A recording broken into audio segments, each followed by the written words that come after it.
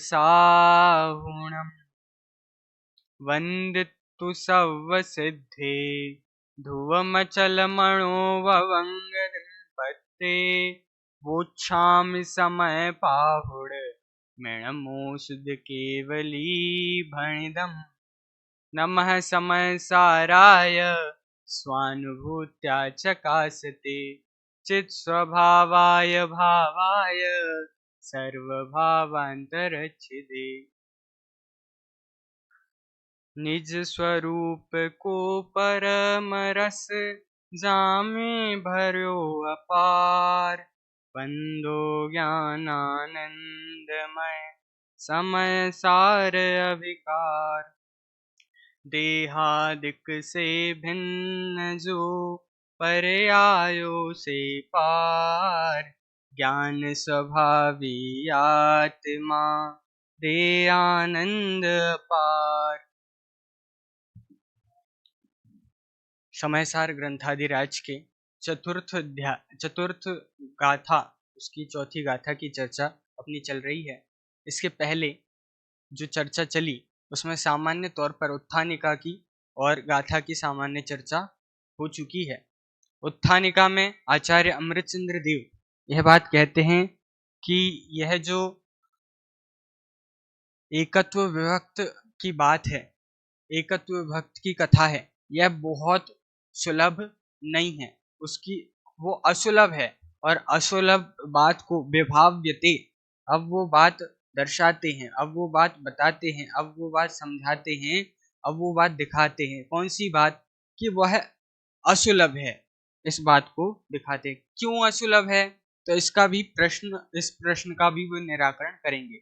अक्सर आचार्य अमृतचंद्र देव की आत्मख्याति की जो उत्थानिका है वो हमें ऐसी मिलती है, कथम इति चेत, है ना, माने कोई ऐसा मानता है, कोई ऐसा कहता है, कोई ऐसा किसी का ऐसा मत है, तो उसके निराकरण में आचार्य कुंद स्वामी यह बात प्रस्तुत कर रहे हैं। ऐसी प्रकार की बात उन उत्थानिकाओं को पढ़कर अपने समझ में आती है।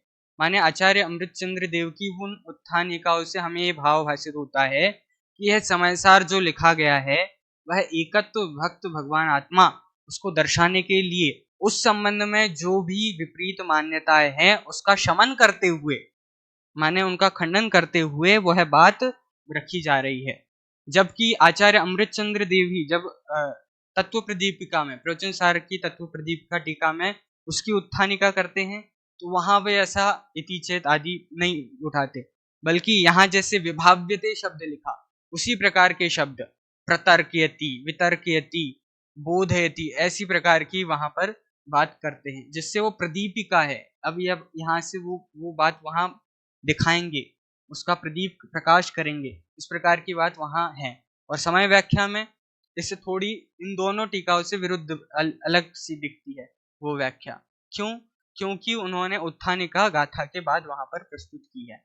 वहां उन्होंने पहले गाथा आई, फिर उसके बाद उत्थानिका आई कि इसमें क्या बताएंगे, वो सूचना रूप, और फिर उसके बाद उसकी टीका की। माने उसकी वो शैली, तीनों की शैली अलग अलग है। इस प्रकार यहाँ पर जो शैली है वह प्रवचन सार में जो शैली उन्होंने तत्व प्रदीपिका में अपनाई है, वैसी शैली पहली 6 गाथाओं की टीका करते हुए उसकी वैसी शैली उन्होंने अपनाई है। और इन्हीं 6 गाथाओं का जो प्रथम स्थल जयसेन स्वामी ने बनाया, तो उन्होंने कहा कि मंगलाचरण से लेकर पहली 6 गाथाएं ये स्वतंत्र 6 गाथाएं हैं। वो उन्होंने जब वो अंतराधिकार विभाजित करते हैं तो इन 6 गाथाओं को एक स्थल में उन्होंने विभाजित किया। अब इस गाथा में क्या बताते हैं आचार्य देव कि यह बात सुलभ नहीं है। कौन सी बात? एकत्व विभक्त की। तो गाथा में उन्होंने बताया क्यों सुलभ नहीं है, ये बात क्यों सुलभ नहीं है, तो ये मूल गाथा में उन्होंने बताया। कल अपन ने उसकी चर्चा सामान्य तौर पर की थी, अब उसी को थोड़ा विस्तार में देखते हैं। तो सबसे पहले गाथा का ही पाठ करते हैं। सुद परिचिदाणु भूदा सवस्विकाम भोग बंध कहा एयत्तस्वलंभो नवरिण सुलहो विहतस। पद्यानुवाद। सब की सुनी अनुभूत परिचित भोग बंधन की कथा, पर से पृथक एकत्व की, उपलब्धि केवल सुलभ ना। वे आचार्य देव कह रहे हैं इस गाथा में कि ये जो बात है एकत्व विभक्त की, यह सुलभ नहीं है। क्यों सुलभ नहीं है? तो कभी मिलती नहीं है क्या? अव्यक्त है क्या? कभी प्राप्त होगी नहीं, इसलिए सुलभ नहीं है क्या? तो नहीं। आचार्य देव उत्तर देते हैं कि यह बात सुनी नहीं है, इस बात का परिचय नहीं किया है, इस बात का अनुभव नहीं किया है, इसलिए ये बात सुलभ नहीं है। यदि जिस बात का सुनी जाए, परिचय किया जाए, अनुभव किया जाए, वो बात सुलभ हो जाती है। लोक में भी कहते हैं करत करत अभ्यास के जड़मति होत सुजान, माने वो दुर्लभ उसमें नहीं है। ऐसे जिस बात को बहुत बार सुन लिया, अब वो बात प्राप्त बिल्कुल सहजता से, सुलभता से प्राप्त हो जाती है। परंतु यहाँ कह रहे हैं कि सवस्व सर्व ही लोक ने इसकी टीका में लिखा जीवलोकस्य, सभी जीवलोक के लिए सुलभ कौन सी बात है? तो ये काम भोग बंध संबंधी बात ही क्या है? सुलभ है। तो जैसे अपन लोक में एक मुहावरा प्रसिद्ध है कि ये बात घर घर की यही बात है। कौन सी बात? तो घर घर की जो बात है कि लड़ाई झगड़ा नोक झोंक, ये सब घर घर की बात है, ये घर घर की कहानी है, ये मुहावरा चलता है। वैसे ही आचार्य देव यहाँ कह रहे हैं ये घट घट की कहानी है। कौन सी? काम भोग बंध संबंधी। ये घट घट माने लोक की, जीव लोक जिसके लिए वो शब्द प्रयोग करे, हर अज्ञानी जीव की यही कहानी है, काम भोग बंधन की कथा। अब कल अपन ने बात की थी कि कैसे यह सुलभ नहीं है, उसी को थोड़ा देखते हैं कि सुनी नहीं है क्या ये बात? अपने को तो लगता है कितनी सुलभ बात है, अपन ने तो सुन ली है, कितने जन्म से सुन रहे हैं। अब तो ऐसी है, रोज रोज सुन सुन सुन सुन के वो ऐसी माने उससे रस उड़ गया है। ऐसी हो जाता है ना कई बार कोई जैसे भोजन में रोज एक ही चीज परोसी जाए तो कैसी लगती है? वो नीरस सी लगती है। ऐसी ये आत्मा आत्मा आत्मा आत्मा एकत्व विभक्त की बात सुन सुन के इसका रस भी उड़ जाता है। ऐसी स्थिति इतनी बार सुन ली है और आचार्य कह रहे सुनी नहीं है। तो इसको देखें तो जीवलोक के आलोक में देखें अपन, तो एकेंद्रिय से असंगी पंचेंद्रिय तक, वहां तक तो ये बात सुनी ही नहीं है, ये बात तो पूरी तरह से सिद्ध होती है। अब पंचेंद्रिय है, संगी है, उसमें भी अधिकतर तिर्यंच आदि या अन्य में जिनको ऐसे सहयोग नहीं मिले उनको छोड़ दो, जो जैन हुए ही नहीं अथवा जिनके सुनने में आया ही नहीं उनको भी छोड़ दो। लेकिन जिनको मिल गया है, ये बात जिनके पास आ गई है, अब उनके लिए भी ये बात उनने सुनी नहीं है क्या? अब ये समयसार ही ग्रंथ है, ये समयसार कितनों के हाथ में है? ऐसा नहीं है अपने ही हाथ में है। समयसार को अजैन भी लोग पढ़ते हैं, विदेशों में भी ये पढ़ा जाता है, परंतु वह एकत्व विभक्त कह रहे फिर भी सुलभ नहीं है। कई तो उसके पहले कुगुरु जो सुनना समझना चाहते हैं वो कुगुरुओं के चक्कर में आके वहां तक पहुंचते नहीं, परंतु जिनके पास ये बात मिल गई है फिर भी उनके लिए भी कह रहे हैं उन्होंने नहीं सुनी ये बात। क्यों नहीं सुनी? क्योंकि सुनी होती। सुनना किसका नाम? सुनकर अनसुनी करने का नाम सुनना नहीं है। सुनना उसका नाम जो सुनकर उसको ग्रहण करना, जिसको फिर आगे बढ़ाना, सुनकर उसका परिचय करना, उसका अनुभव करना, यहां तक वो बात जाती है। लब्धियों के प्रकरण में यह बात जब घटाते हैं तो देशना लब्धि में सुनने को अपन लेते हैं। तो देशना लब्धि प्राप्त की, फिर प्रायोग्य लब्धि, फिर करण लब्धि, और उसके बाद उसकी प्राप्ति होती है। और यहां कह रहे हैं वो देशना लब्धि तक भी नहीं पहुंचा है। लोग ये बात तो प्रसिद्ध है कि 4 लब्धियां तो अभव्य को भी होती है, परंतु यहाँ कह रहे हैं वो वहां तक पहुंचना भी दुर्लभ है, वो बात सुनना भी दुर्लभ है। ये क्यों दुर्लभ है? क्योंकि अब वो उसमें किस बात में सुलभ जो बात है उसमें ही पड़ा हुआ है, जो काम भोग और बंध की कथा है उसमें ही लगा है। अब उसमें धन, जैसे कल योगसार का एक दोहा बताया था जो बिल्कुल प्रसिद्ध है इस संदर्भ में, और वो पूरे प्रकरण को वहां पर जोड़ता है।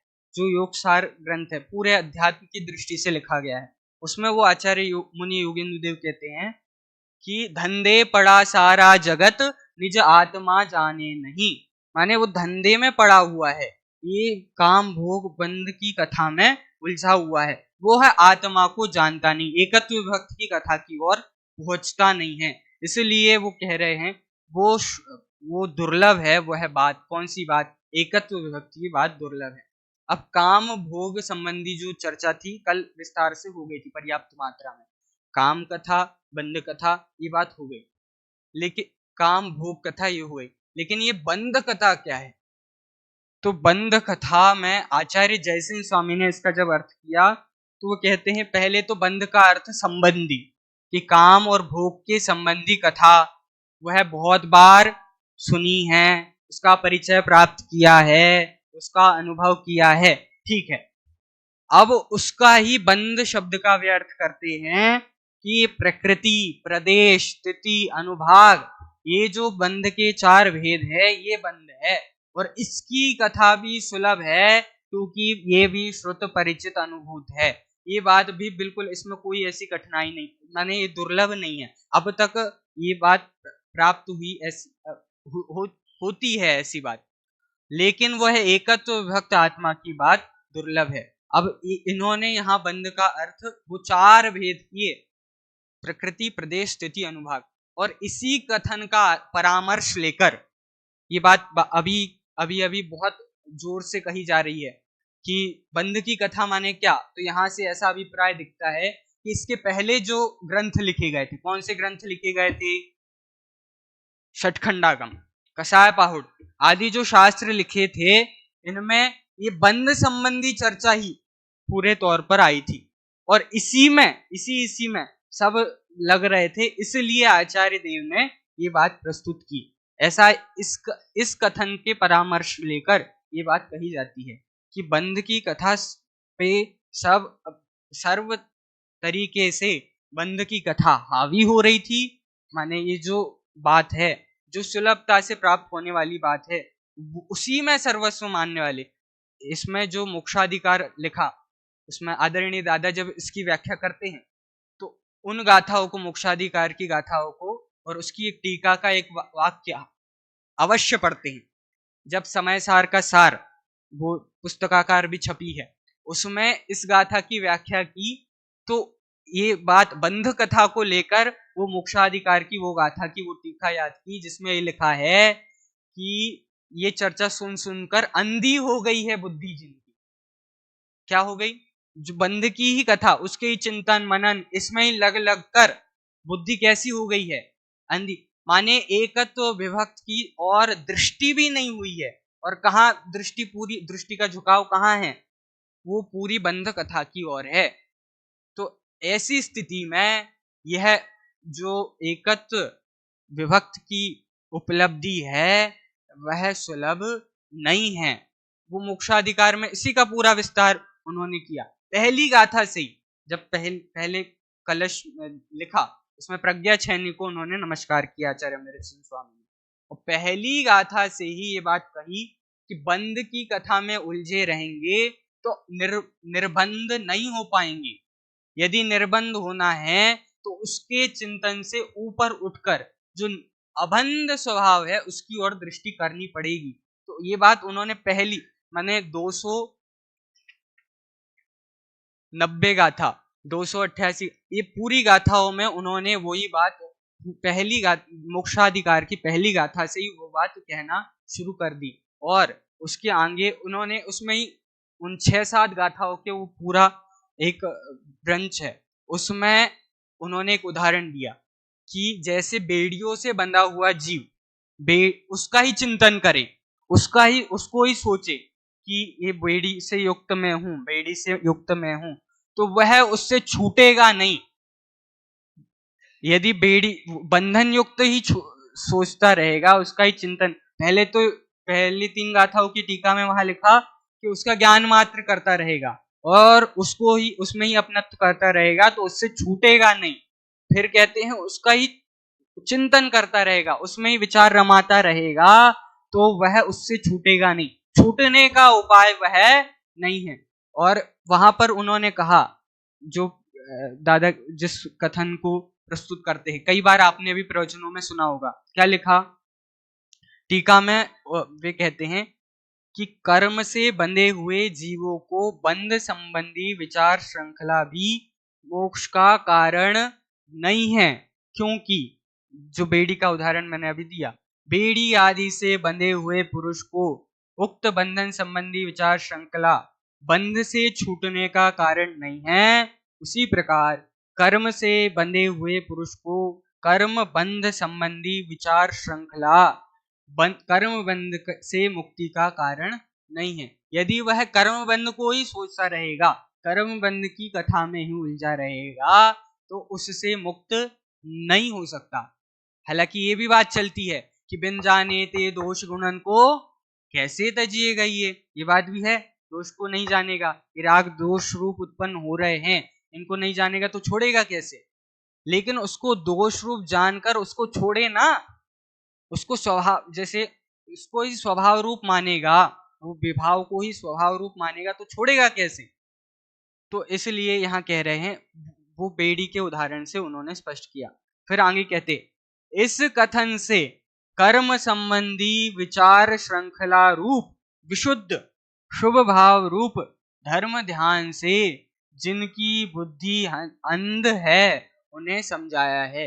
जो इसी इसी बुद्धि में रम रहे हैं, जिनकी बुद्धि इसी इसी में रम रही है, उनको इस बात से ये समझाया है कि इसमें रमने मात्र से, इसमें ही इसका ही विचार करने मात्र से कुछ अधिक होने वाला नहीं है। इससे शुभ भाव होगा और शुभ भाव से कदाचित कुछ भाव सुधर जाएंगे, परंतु संसार का अभाव नहीं होने वाला, अविनाशी कल्याण नहीं होने वाला, अथवा जिस उद्देश्य के लिए यह यहाँ तक आए हैं, निगोद से निकलकर यहाँ तक आए हैं, वह उद्देश्य धारण नहीं हो पाएगा, वह सार्थक नहीं हो पाएगा।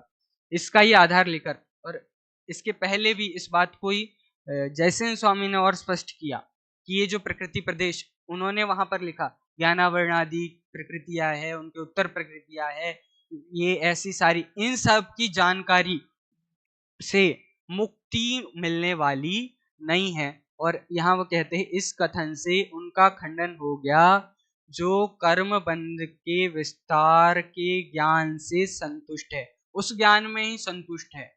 माने 4 प्रकार के धर्म ध्यान कहे, यहाँ धर्म ध्यान से अंधी हो गई बुद्धि, जिनके ऐसा शब्द प्रयोग किया ना, 4 प्रकार के धर्म ध्यान कहे। कौन से? आज्ञा विचय, अपाय विचय, विपाक विचय और संस्थान विचय। तो आज्ञा विचय क्या है कि जैसी आज्ञा है वैसा ही निरंतर चिंतन करना। फिर विपाक विचय, जैसा जैसा कर्मों का फल है उनका चिंतन करना, निरंतर उनका ही चिंतन करते रहना, ये विपाक विचय। फिर क्या कहा? अपाय विचय, कि ये मिथ्या दर्शन आदि कैसे दूर हो, ये दूर होने रूप चिंतन करना, वह अपाय। और संस्थान, लोक के आकार रूप चिंतन करना, तो संस्थान विचय। तो यहाँ जो धर्म ध्यान लिया है वो आज यहाँ पर विपाक विचय धर्म ध्यान लिया, तो इसमें लगा है, तो इसमें लगा है, तो वह स्वानुभूति तक, एकत्व विभक्त आत्मा तक उसकी प्राप्ति नहीं करा सकता, इससे उसकी प्राप्ति नहीं, और उसकी प्राप्ति नहीं होगी तो मोक्ष मार्ग की प्राप्ति होने वाली नहीं है। और इसी का फिर विस्तार से जो इसका विवरण, इस गाथा का जो इस गाथा के आधार से, इसी गायक भाव प्रबोधिनी में एक उद्धरण दादा आदरणीय छोटे दादा ने दिया वीर सागर जी महाराज का। तो वो वहां कहते हैं कि शास्त्र के पठन पाठन, कर्म बंध के उदय बंध उदीर्णा आदि प्रकार की चिंता, चर्चा, मनन, चिंतन आदि करके बहिरंग क्रिया करने से सम्यक दर्शन प्राप्त हुआ और मोक्ष मार्ग शुरू हुआ, उनके प्रति संबोधन करने वाले, माने जो ऐसा मानता है कि इतने इसकी चर्चा चिंतन मात्र से सम्यक दर्शन हो जाएगा, उनको संबोधित करने के लिए यह बात कही है। और वो आगे उसको उसी का आधार लेकर कहते हैं कि यदि इन्हीं चिंतवन में लगा रहेगा, इनका ही आलंबन लेता रहेगा, तो निर्विकल्प अवस्था को प्राप्त होने वाला नहीं है। निर्विकल्प होने के लिए वह बंद कथा कार्यकारी नहीं है। निर्विकल्प होने के लिए यह एकत्व विभक्त की कथा ही कार्यकारी है। और एकत्व विभक्त की कथा इसलिए कहते हैं यह एकत्व विभक्त की कथा सुलभ नहीं है, सुनी नहीं है, परिचय प्राप्त नहीं किया है, अनुभव नहीं किया है। कान में, जैसे गुरुदेव कहते थे कि काने पढ़ना दुर्लभ है, तो हमें लगता है क्या दुर्लभ है, हमारे को तो जन्म से मिल गई है, इसमें कौन सी बड़ी बात है, सुनने में तो आ गई है। लेकिन वास्तव में सुनना किसका नाम, वो सुनना नाम वो देशनालब्धि का। देशनालब्धि कैसे होगी, तो वो विचार पूर्वक ही होगी। सुन लेने मात्र से कि सुन लिया, जो उस दिन के सेमिनार में मैं बताया था ना, इंफॉर्मेशन के रूप में उसको इकट्ठा कर लिया, तो वो माइक्रोचिप भी कर लेती है वो काम। तो उसके लिए अपनी बुद्धि की क्या आवश्यकता। तो यहाँ कह रहे हैं कि वो सुनना माने क्या, कि अकेले इंफॉर्मेशन इकट्ठा करना नहीं, उसके बारे में उसका विचार करना, निर्णय करना, और फिर परिचय प्राप्त करना, फिर अनुभव करना। और जब ये होगा तो मोक्ष मार्ग प्रारंभ होगा। जैसे वो 290 से मोक्षाधिकार संबंधी में बात आई, जिसमें वो कहा कि तब वह प्राप्त होगा। इसलिए यहाँ कहते हैं, यह बात पूरी तरीके से स्थापित करते हैं कि एकत्व विभक्त की बात सुलभ नहीं है। यहाँ प्रश्न हो सकता है कि सुलभ नहीं है कहकर ये तो माने मनोबल गिरा रहे हैं, मनोबल गिर सकता है। अब वो भव्य कोई जीव आचार्य देव के पास आया, जैसे सर्वार्थ सिद्धि में प्रारंभ में प्रस्तावना में लिखा ना, कोई भव्य जीव उनके पास आया, वैसे ही कोई भव्य जीव आचार्य देव के पास आया। और आचार्य देव क्या कह रहे हैं कि ये आत्मा एकत्व विभक्त की बात भाई साहब सुलभ नहीं है, तो इससे तो वो चला जाएगा। तो वो यहाँ मनोबल गिराने की बात नहीं, ये वस्तु स्थिति है। ये बात सुलभ नहीं है क्योंकि ये बात सुनी नहीं है, इसका परिचय प्राप्त नहीं किया है, ये अनुभव नहीं किया है इसका। और एक तरह से ये मनोबल गिरा नहीं रहे हैं, मनोबल बढ़ा रहे हैं। यहाँ कह रहे हैं ये प्राप्त क्यों नहीं हुआ एकत्व विभक्त अभी तक, क्योंकि ये सुना नहीं, इसका परिचय प्राप्त नहीं किया, इसका अनुभव नहीं किया। अब इसको यहाँ सुनो समय सार में, इसके लिए पांचवी गाथा में प्रतिज्ञा करेंगे, तम यत्तम, मैं इसको दिखाऊंगा एकत्व विभक्त को। तो एक तरह से ये बात मनोबल गिरा नहीं रही है, अपितु मनोबल बढ़ाने के लिए है कि यह बात सुनी नहीं है, इसलिए सुख प्राप्त नहीं हुआ है। सुख प्राप्त करना है तो यह बात सुनना पड़ेगी। तो ये बात कैसी है, अब तक सुलभ नहीं है। यदि इसको सुनेंगे, परिचय प्राप्त करेंगे, अनुभव करेंगे, तो यह बात निश्चित तौर पर सुलभ होगी, और सुलभ होगी, प्राप्त होगी, और प्राप्त होने पर अविनाशी कल्याण होगा होगा और होगा, वो उसे कोई रोक नहीं सकता। बिल्कुल इसी का आधार लेकर कल मोक्षमार्ग प्रकाशक के 2 कथन बताए थे। एक मोह की महिमा संबंध में, वहां पर कहा कि मनुष्यादिक में सत्य विचार होने पर भी सम्यक परिणमन नहीं करता। अब ये सुनने में आने पर भी सम्यक परिणमन नहीं करता। और आगे तो कहा प्रत्यक्ष दिखता है, देह जीव भिन्न होता दिखता है, मरता हुआ दिखता है, ऐसा कथन किया ना। तो फिर भी माने इतना सब मिलने पर भी श्री गुरु बारंबार समझाते हैं, फिर भी नहीं समझता है, इसके पीछे क्या क्या मनोविज्ञान है। तो यही बात है, क्योंकि ये बात वो सुनना माने वो अकेले सुनना नहीं, सुनना वो देशनालब्धि रूप सुनना।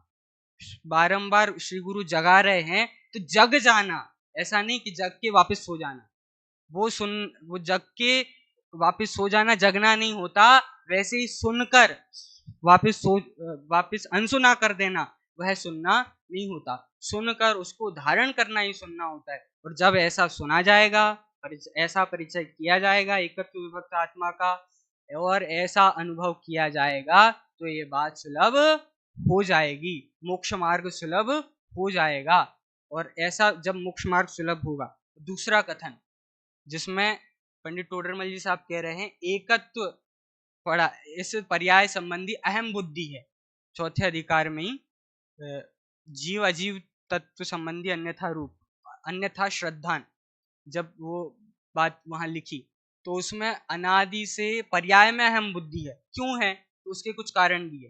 तो पहला कारण उन्होंने दिया कि इंद्रिय ज्ञान है, अनादि से इंद्रिय ज्ञान है, तो जो मूर्तिक है उसको ही अमूर्तिक, अमूर्तिक की ओर तो देखता नहीं है, मूर्तिक की संबंध में ही अपनत्व करता है। माने जो समझ लो पर में अपनत्व करता है, एकत्व विभक्ति की ओर आगे नहीं बढ़ पाता। वहां इंद्रिय ज्ञान लिया, यहाँ काम भोग की कथा ली, माने यहाँ पर भी इंद्रिय, पांचों इंद्रियों को घटाया था ना कल, तो इस प्रकार वो वहां तक नहीं पहुंच पाता। कहां तक? एकत्व विभक्ति तक। क्यों? क्योंकि अनादि से वह इंद्रिय ज्ञान है। और दूसरा कारण वहां दिया कि शरीर और आत्मा का संबंध ये बहुत है। कैसे? निमित्त नैमित्तिक भाव से। और फिर उससे भिन्न वह आत्मा है, वहां तक विचार नहीं पहुंच पाता। और विचार क्यों नहीं पहुंच पाता? तो मोह पिशाच लगा है, मोह मिथ्या दर्शन के जोर से वह विचार भी नहीं हो पाता है, इसलिए। और फिर आश्रय भाव के संबंध में भी वही बात की कि जो स्वभाव है और जो विभाव है उसको एक ही जानता है, जो प्रत्येगात्मा का स्वरूप है, एकत्व विभक्त का स्वरूप है, वहां तक पहुंच नहीं पाता है, इसलिए ये बात दुर्लभ है। और जब ये बात सुनी समझी जाएगी, इसको वास्तव में अवधारित किया जाएगा, सुना जाएगा, इसका परिचय प्राप्त किया जाएगा, इसका अनुभव किया जाएगा, तो यह बात कोई दुर्लभ नहीं है, यह बात भी सुलभ हो जाएगी। हम सबको भी यह एकत्व विभक्त भगवान आत्मा की बात सुलभ हो, प्राप्त हो, इसी मंगल भावना के साथ अभी की बात कही।